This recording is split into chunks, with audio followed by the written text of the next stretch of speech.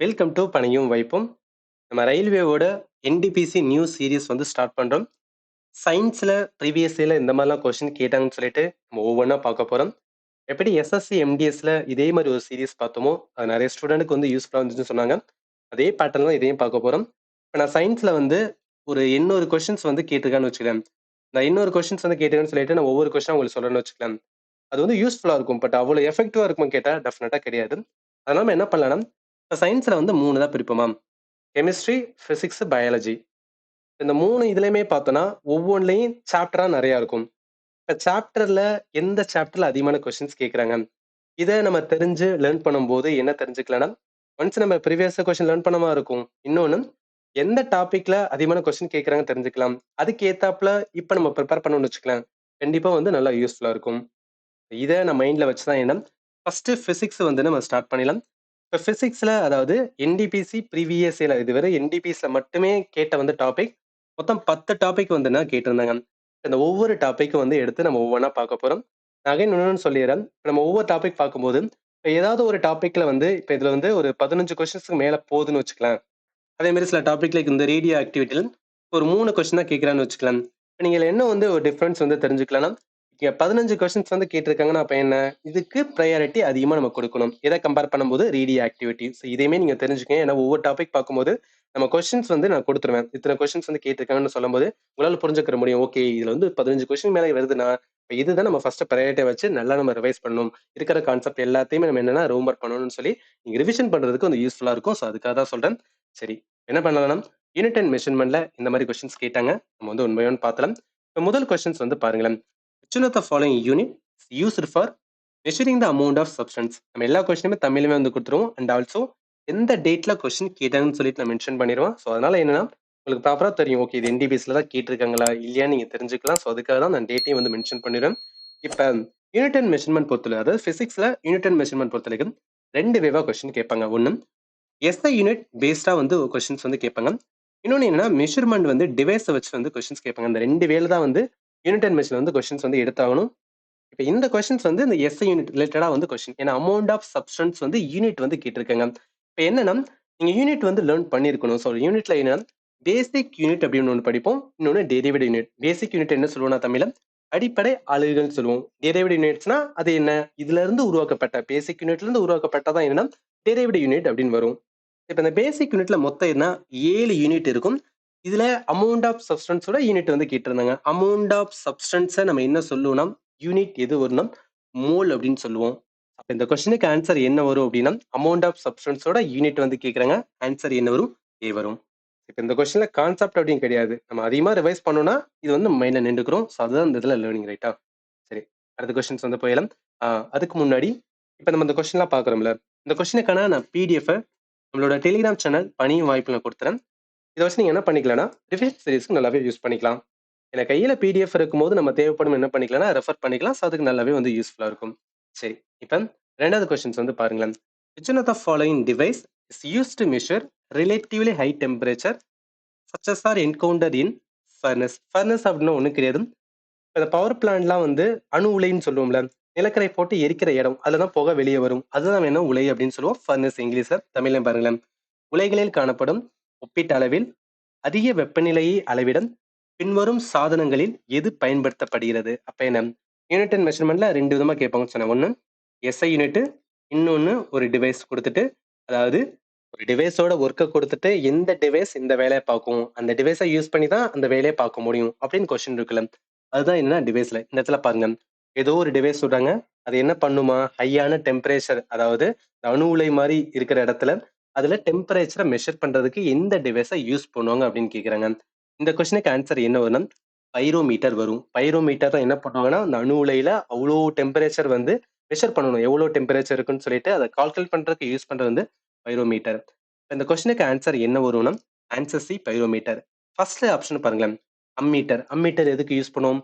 ஒரு வயர்ல current flow ஆச்சுன்னா அது எவ்வளவு கரண்ட் வந்து ஃப்ளோ ஆகுது அதை பார்க்கறதுக்கு என்ன அம்மீட்டர்.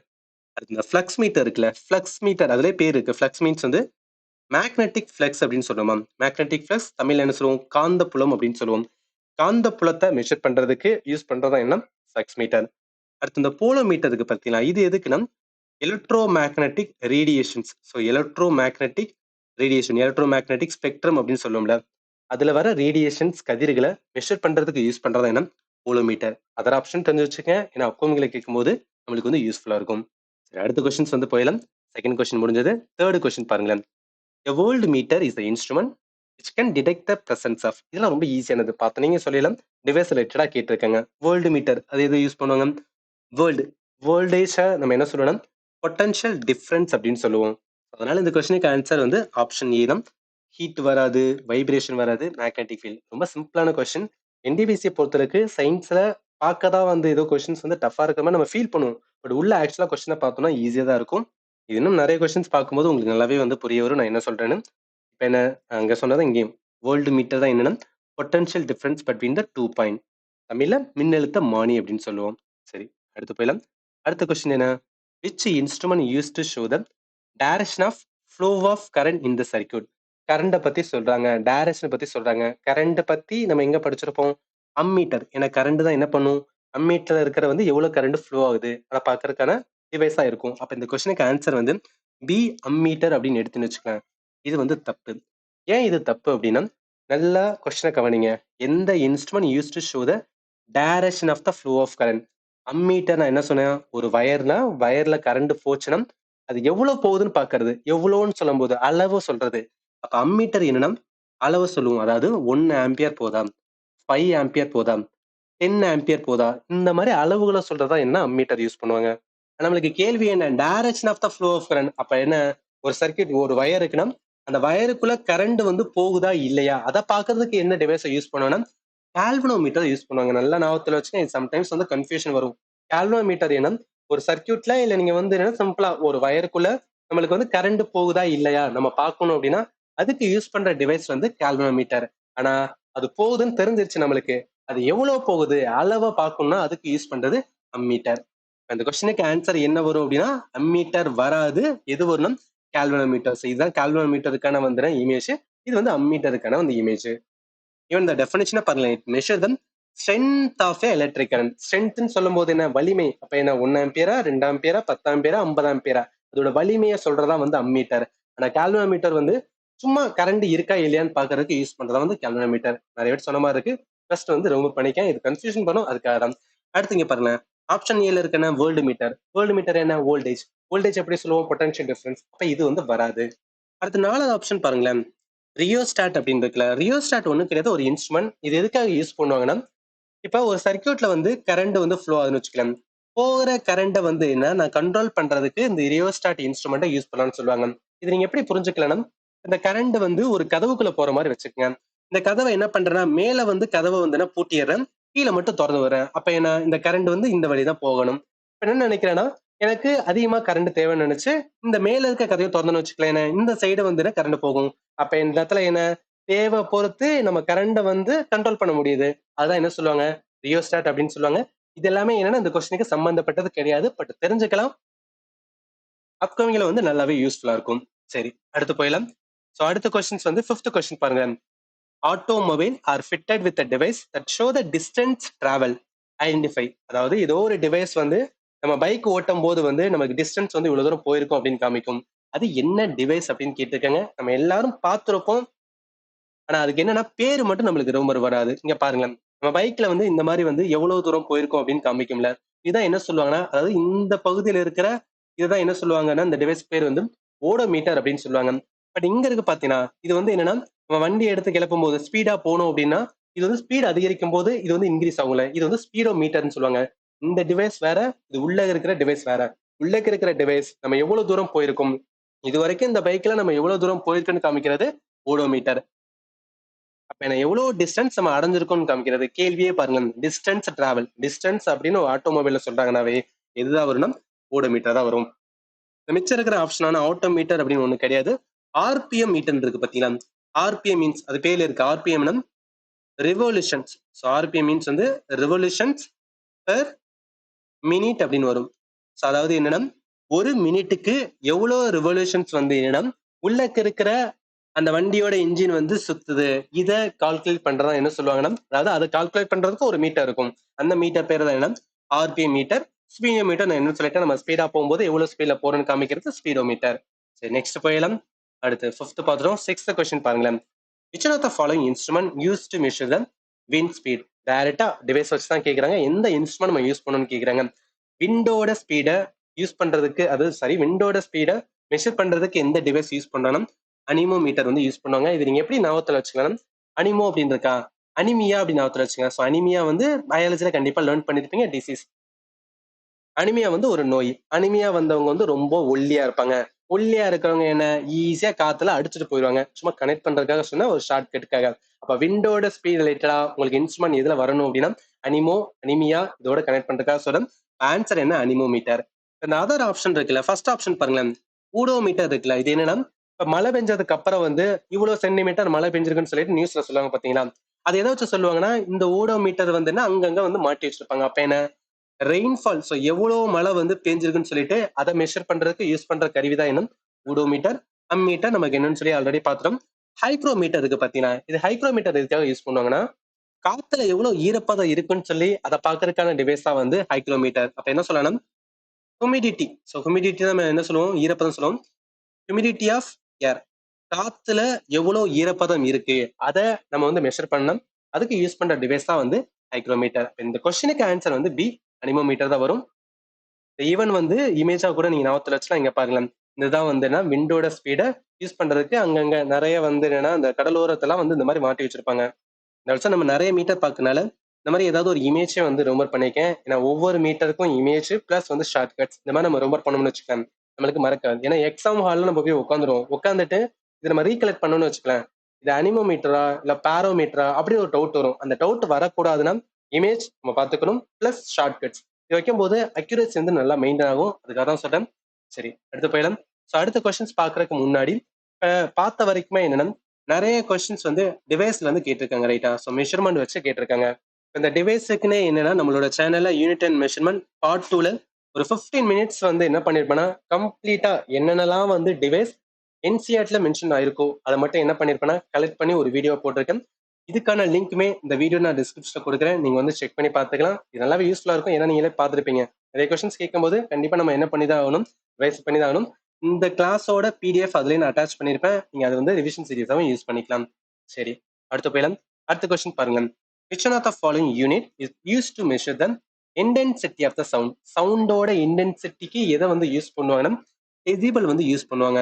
இது ஈவன் இதுக்கு இமேஜ் கூட இருந்தாலும் இங்க பாருங்க, டெசிபல் தான் என்னன்னா சவுண்டோட இன்டென்சிட்டிக்கு வந்து யூஸ் பண்றது. இப்போ மிச்சம் இருக்கிற ஆப்ஷன் லைக் வந்து பாஸ்கல் இருக்குல்ல, பாஸ்கல் வந்து எஸ்ஐ யூனிட்னு சொல்லுவோம். So Pascal SI unit of எதோட, ப்ரெஷரோட. ஸோ ப்ரெஷரோட எஸ்ஐ யூனிட் வந்து பாஸ்கல். அடுத்து கியூரின் இருக்குல்ல, கியூரியுமே என்னன்னா எஸ்ஐ யூனிட் தான். எதோடதுன்னா radioactivity. So radioactivity இல்ல ரேடியோ ஆக்டிவிட்டி சப்ஸ்டன்ஸ் இருக்கு பாத்தீங்களா, அதோட எஸ்ஐ யூனிட் கியூரி. ஏன்னா மேரி கியூரி நீங்க நிறைய பேருக்கு தெரிஞ்சிருக்கும். ஸோ மேரி கியூரி இவங்க தான் என்ன பண்ணியிருப்பாங்கன்னா அந்த ரேடியோ ஆக்டிவிட்டி அந்த தனிமங்கள் ரிலேட்டடா நிறைய ரிசர்ச் பண்ணி நோபல் பிரைஸை வாங்கியிருப்பாங்க. அவங்களோட நினைவாக தான் என்னன்னா கியூரி அப்படின்னு எஸ்ஐ யூனிட் பேர் வச்சிருப்பாங்க. அடுத்து ஜூல். ஜூல் எதோட எஸ்ஐ யூனிட் அப்படின்னா எனர்ஜியோட எஸ்ஐ யூனிட். எனர்ஜியோட எஸ்ஐ யூனிட் சொல்லலாம், இல்ல வந்து ஒர்க்கு வேலை, இதோட எஸ்ஐ யூனிட்டுமே என்னன்னா ஜூல் தான் வரும். அந்த கேள்விக்கு ஆன்சர் வந்து ஏ, டெசிபல் வரும். சரி, நெக்ஸ்ட் போயிடலாம். அடுத்து 8th கொஸ்டின் பாருங்க. the intensity of the earthquake is measured by அப்படின்னு இருக்குல்ல, இதுலயும் டிவைஸ் தான் கேட்கறாங்க. இப்ப எர்த்குவைக் அப்படின்னு வந்தாவே நம்மளுக்கு ஃபர்ஸ்ட் என்ன ஞாபகத்துல வரும், சீஸ்மோகிராஃப் வந்து ஞாபகத்துல வரும். சீஸ்மோகிராஃப் என்பது ஒரு வரைபடம், ரைட்டா. சீஸ்மோகிராஃப் என்பது ஒரு வரைபடம். இங்க பாருங்க, ஈவன் இந்த இமேஜ் கூட பாத்துக்கலாம். இந்த மாதிரி வரையறுக்கான படம் தான் வந்து சீஸ்மோகிராஃப். ஆனா அந்த வரையறுக்கு யூஸ் பண்றது வந்து 2 ஸ்கேல் வந்து சொல்லுவாங்க. அது என்ன 2 ஸ்கேல், ஒன்னு ரிச்சர் ஸ்கேலு, இன்னொன்னு வந்து மெர்காலி ஸ்கேலு. இந்த 2 ஸ்கேலுக்கு சின்னதா வந்து ஒரு டிஃபரன்ஸ் இருக்கும். அது என்ன டிஃபரன்ஸ் இருக்குன்னா, ஒன்னு இன்டென்சிட்டி வந்து மெஷர் பண்ணும் அப்படின்னு சொல்லுவாங்க, இன்னொன்னு மேக்னிடியூட வந்து மெஷர் பண்ணணும்னு சொல்லுவாங்க. அதன இன்டென்சிட்டி மேக்னிடியூட். இப்போ பூகம்பம் வந்துருச்சுன்னு வச்சுக்கலாம், அது வந்துட்டு போயிருச்சு, போனதுக்கு அப்புறம் அது எவ்வளவு டேமேஜ் பண்ணிருக்கு, டேமேஜ் பண்ணதா பாக்குறதா வந்து இன்டென்சிட்டி அப்படின்னு சொல்றது. மேக்னிடியூட் என்பது அந்த பூகம்பம் வரும்போது அது எவ்வளவு ஸ்ட்ராங்கா வருது, பூகம்பம் எர்த்குவைக்கு எவ்வளவு ஸ்ட்ராங் அதை பாக்குறதா என்ன மேக்னிடியூட். இல்ல இந்த எம் இருக்கு பாத்தீங்களா, எம் இருக்கும்போது எம்மான ஸ்கேலு வராது ஞாபகத்துல வச்சுக்கோங்க. அப்ப என்ன வரும், இந்த எம்முக்கு எம்மு வரக்கூடாது. அப்ப என்னதான் வரணும் அப்படின்னா இங்கதான் எம்மு வரும். அப்ப மெர்காலி ஸ்கேல் தான் என்னன்னா, மெர்காலி ஸ்கேலு எதை மெஷர் பண்ணா இன்டென்சிட்டியை மெஷர் பண்ணும், மேக்னிடியூடு வந்து சாரி மேக்னிடியூட எதை மெஷர் பண்ணணும், ரிச்சர் ஸ்கேல் வந்து மெஷர் பண்ணும். ஜஸ்ட் கனெக்ட் பண்றதுக்காக சொல்றேன். அதாவது இங்கேயும் எம் தான் இருக்குன்னா இந்த ஸ்கேல் வந்து எம்மா இருக்கக்கூடாது, வேற வேற லெட்டரா இருக்கணும். அப்ப என்ன மேக்னிடியூட மெஷர் பண்றதுக்கு என்னன்னா ரிச்சர் ஸ்கேலு, இன்டென்சிட்டியை மெஷர் பண்றதுக்கு என்ன மெர்காலி ஸ்கேலு. கொஸ்டின்ல இன்டென்சிட்டின்னு சொல்றாங்க, அப்ப இன்டென்சிட்டின்னு வரும்போது என்ன மெர்காலி ஸ்கேலு. அதனால ஆன்சர் என்ன வரும்? சி தான் வரும். இங்க சொன்னதுதான் இங்கேயும் வந்து நான் மென்ஷன் பண்ணியிருக்கேன். Mercalli scale, Richter scale. Richter scale எதுக்காக வந்து யூஸ் பண்ணுவாங்கன்னா மேக்னிடியூட், எனர்ஜி ரிலீஸ், எவ்வளோ எனர்ஜி ரிலீஸ் ஆச்சு அதை வந்து சொல்றது. அதே மெர்காலி ஸ்கேல் என்பது இன்டென்சிட்டியை, அதாவது எவ்வளோ அமௌண்ட் ஆஃப் டிஸ்ட்ரக்ஷன்ஸ் வந்து அந்த எர்த்துக்கு ஏற்படுச்சு, இதை மெஷர் பண்றதா என்ன மெர்காலி ஸ்கேலு. உங்களுக்கு புரியும்னு நினைக்கிறேன். சரி, அடுத்து போயிடலாம். What is measured in joule அப்படின்னு இருக்குல்ல, அதாவது ஜூல் வந்து எஸ்ஐ யூனிட். இந்த எஸ்ஐ யூனிட் எதுக்கு நம்ம யூஸ் பண்ணும் அப்படின்னு கேட்டிருக்காங்க. இந்த கொஸ்டினுக்கு ஆன்சர் வந்து எனர்ஜி தான் வரும். நான் ஆல்ரெடி சொல்லியிருக்கேன், எனர்ஜி இல்ல வந்து ஒர்க், இது ரெண்டுக்குமே எஸ்ஐ யூனிட் என்னதான் ஜூல் தான் வரும். பவருக்கான எஸ்ஐ யூனிட் என்னன்னா வாட் அப்படின்னு வரும். ஜேம்ஸ் வாட் அவரோட பேரை தான் நினைவா தான் வச்சிருப்பாங்க. அடுத்து ஃபோர்ஸ், ஃபோர்ஸ் எதுக்கான எஸ்ஐ யூனிட் என்ன நியூட்டன் வரும். ஸோ நியூட்டனோட தான் வந்து வச்சிருப்பாங்க. அடுத்து வெலாசிட்டி, வெலாசிட்டி திசைவேகம், திசைவேகத்துக்கான எஸ்ஐ யூனிட். வேகன் வந்தாவே நம்ம எதுல சொல்லுவோம்? மீட்டர்ல தான் சொல்லுவோம். அப்ப இந்த கொஸ்டினுக்கு ஆன்சர் என்ன வரும் அப்படின்னு பார்த்தா ஜூல் என்ன அப்படின்னா சி எனர்ஜி. அப்ப இந்த கொஸ்டின் என்ன எஸ்ஐ யூனிட் ரிலேட்டடா கேட்டிருக்காங்க, அப்படி வச்சுக்கலாம். இல்லையா இந்த ஸ்கேலர் குவான்டிட்டி நீங்க லேர்ன் பண்ணிருப்பீங்க, அதுலயுமே என்ன அப்படின்னா கம்ப்ளீட்டாவே என்னதான் லேர்ன் பண்ணுவோம்னா எஸ்ஐ யூனிட் பத்தி தான் லேர்ன் பண்ணுவோம். எனர்ஜி, பவர், அதே மாதிரி ஸ்பீடு, டைம், டென்சிட்டி எல்லாமே நீங்க லேர்ன் பண்ணும்போது இதோட அடிஷனலா என்ன வரும்னா அதோட யூனிட்டுமே வரும். இதுக்காக சொல்லணும், இது கம்ப்ளீட்டா நம்ம ஹோலிஸ்டிக்கா லேர்ன் பண்ணிருக்கணும். லேர்ன் பண்ணாதான் இந்த மாதிரி கொஸ்டின்ஸ் வந்து ஆன்சர் பண்ண முடியும். அதுக்காக தான் இந்த இடத்துல கொடுத்துருக்கேன். சரி, நெக்ஸ்ட் போயிடலாம். A light year is a unit of, அதாவது லைட் இயர் நம்ம எதுக்கு யூஸ் பண்ணணும்னா ஒரு வருஷத்துல, ஸோ ஒரு வருஷத்துல லைட் வந்து எவ்வளோ தூரம் வந்து பாஸ் ஆகுதோ அதை நம்ம என்ன சொல்லுவோம் அப்படின்னா லைட் இயர், ஒளியாண்டு அப்படின்னு சொல்லுவோம். இந்த ஒளியாண்டு என்ன, லைட்டு ஒரு வருஷத்துல டிராவல் பண்ணுது, டிராவல் ஆகுறது என்ன டிஸ்டன்ஸ் தானே. அப்ப என்ன light year is unit of என்ன டிஸ்டன்ஸ். ஆனா டிஸ்டன்ஸ் வந்து ரொம்ப அதிகம், அதாவது பிளானட் டு பிளானட் இந்த மாதிரி டிஸ்டன்ஸை பார்க்கறதுக்கு யூஸ் பண்றது என்ன லைட் இயர், ஒளியாண்டை வந்து யூஸ் பண்ணுவாங்க. அப்ப ஞாபகத்துல வச்சுக்கிற வேண்டியது இதுல ஒரு எக்ஸ்ட்ரா பாயிண்ட் என்ன, ஒன் லைட் இயர் ஒரு வருஷத்துல லைட் எவ்வளவு தூரம் வந்து பாஸ் ஆகணும் 9.467 இன்ட்டு 10^15. இந்த வேல்யூ வந்து நீங்க ஞாபகத்துல வச்சுக்க. எதுக்காக சொல்றேன்னா சப்போஸ் அப்கமிங்ல வந்து எப்படி கேட்பாங்கன்னா ஒன் லைட் இயரோட வேல்யூ 4 ஆப்ஷனை கொடுத்துட்டு அதுல ஒரு ஆப்ஷன்ல வந்து 10^-15 கொடுப்பாங்க, இல்ல 10^5 அப்படின்னு கொடுப்பாங்க. ஆல்வேஸ் ரிமெம்பர் 10^+15 மைனஸ் வரும்போது மைனஸ்ல வரவே வராது. ஏன்னா ரொம்ப லாங் டிஸ்டன்ஸ் போகும்போது மைனஸ்ல சொல்ல முடியாது, பிளஸ்ல தான் சொல்லி ஆகணும். இதெல்லாம் குரூப் டில வந்து இந்த மாதிரி கன்ஃபியூஷன்ஸ் பண்ணியிருந்தாங்க. ஸோ அதுக்காக தான் வந்து சொல்றேன். இந்த 9.467 நீங்க எப்படி ஞாபகத்துல வச்சுக்கலாம், ஒன்னு லைட்ன்னு இருக்கா, ஒன்னு கிட்ட வர மாதிரி வைக்கணும். ஒன்னு கிட்ட இப்ப 9.4 இந்த மாதிரி வரணும்னு சும்மா கனெக்ட் பண்றதுக்காக ஒன்னு அது கிட்ட நியர்பை ஒன்னு எப்படின்னா 10ன்னு வச்சுக்கோங்க. அப்ப 10 கிட்ட என்னன்னா 9.4.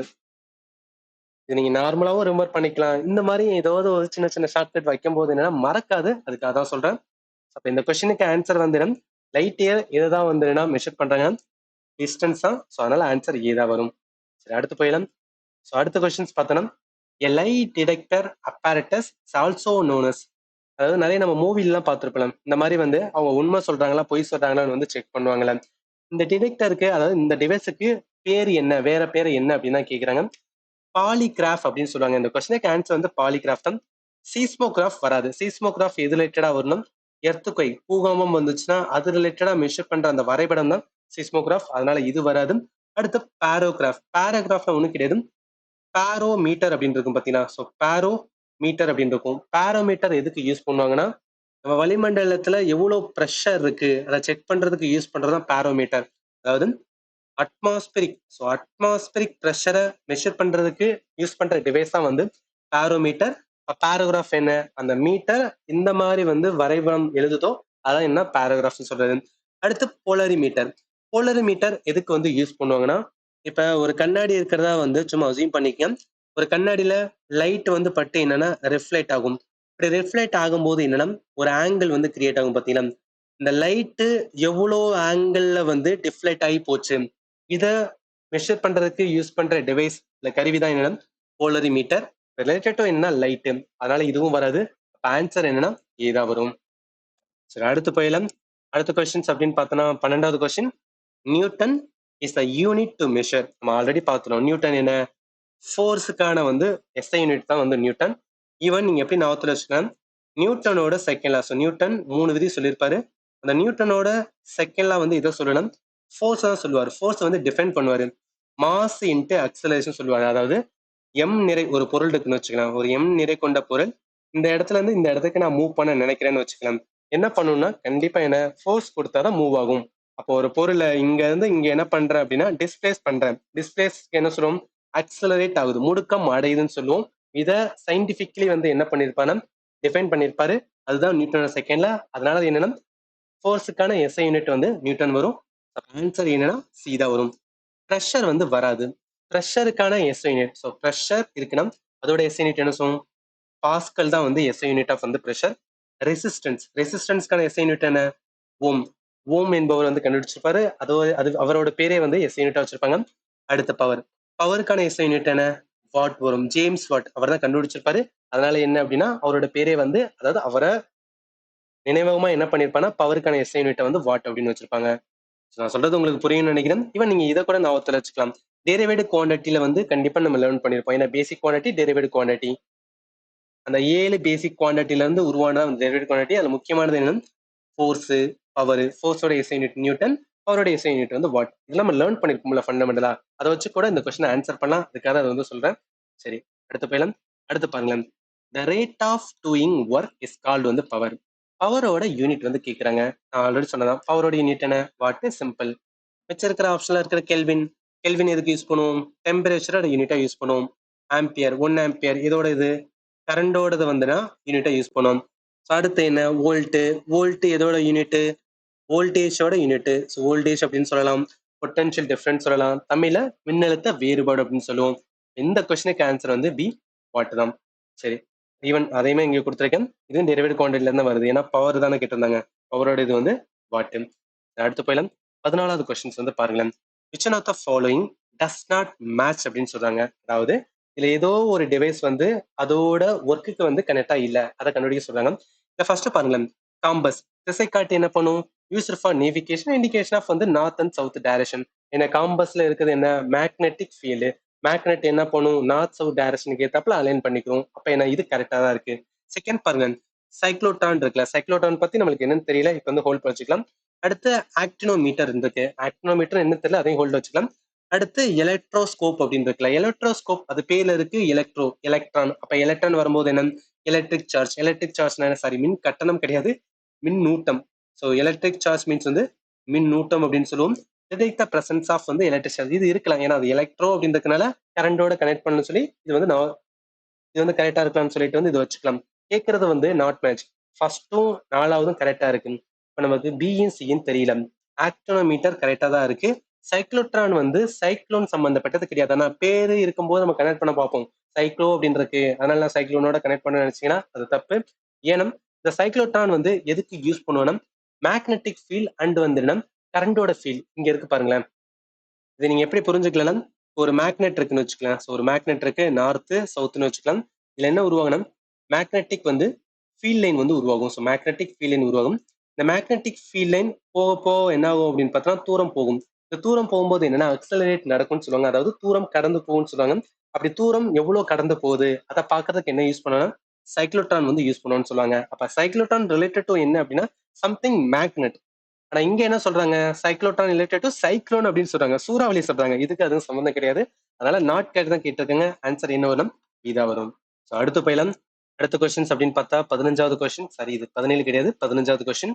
What is the SI unit of radioactivity? இதுக்கு முன்னாடி பார்த்ததான். கதிரியக்கத்தோட எஸ்ஐ அலகு என்ன? கியூரி. மேரி கியூரிய நினைவாக என்னன்னா எஸ்ஐ யூனிட்டா வச்சிருப்பாங்க. ஆன்சர் என்ன வரும்? சி வரும். அடுத்து போயிடலாம்.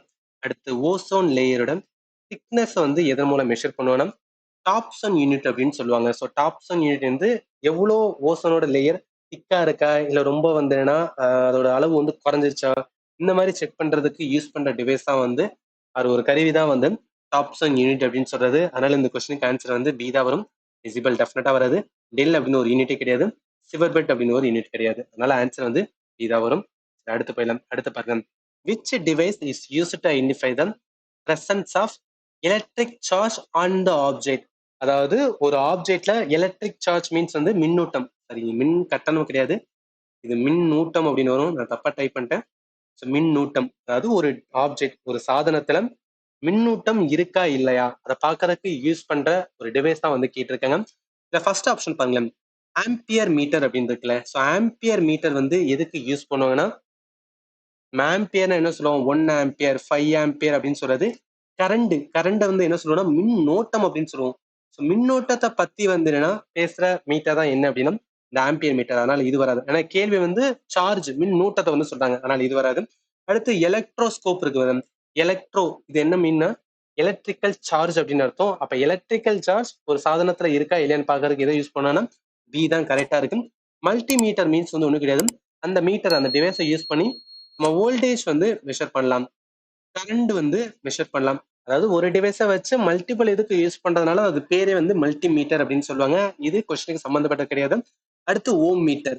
ஓம் சம்பந்தப்பட்டது என்ன, ரெசிஸ்டன்ஸ் மின் தடைப்பட்டது.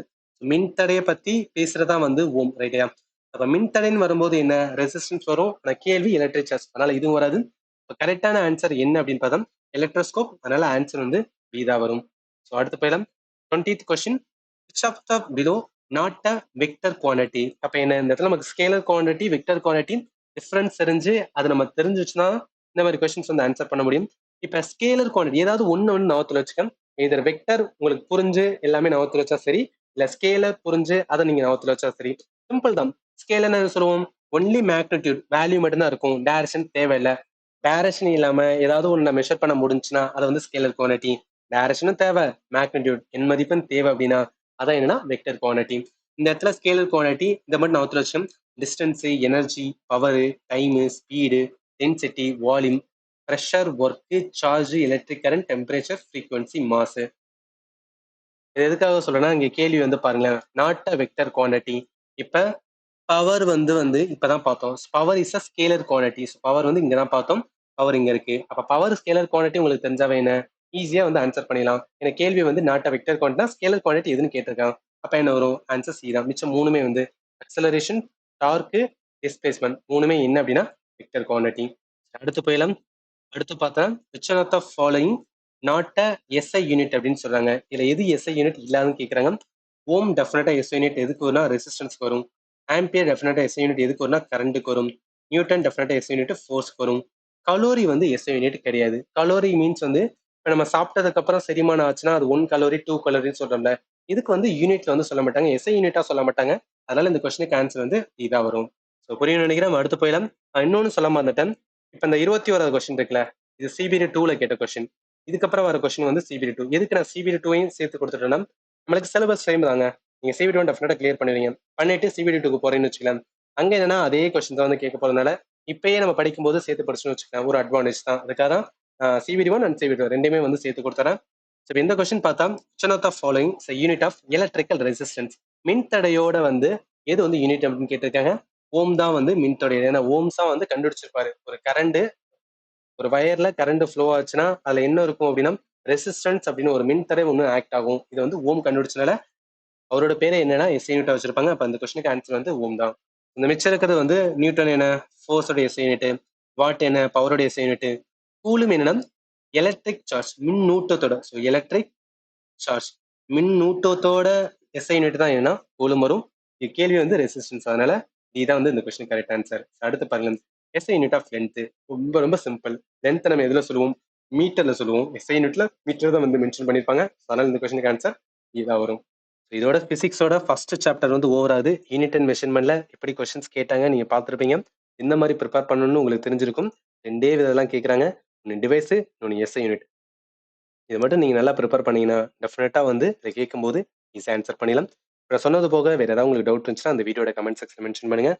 அண்ட் உங்க ஃப்ரெண்ட் என்டிபிசிக்கு ப்ரிப்பேர் பண்ணிட்டு இருந்தா அவங்களுக்கு இந்த வீடியோ ஷேர் பண்ணுங்க. ஸோ அதன் மூலம் அவங்களுக்கும் கண்டிப்பா இது யூஸ்ஃபுல்லா இருக்கும். அண்ட் ஃபைனலி தேங்க்யூ ஃபார் வாட்சிங் and have a nice day.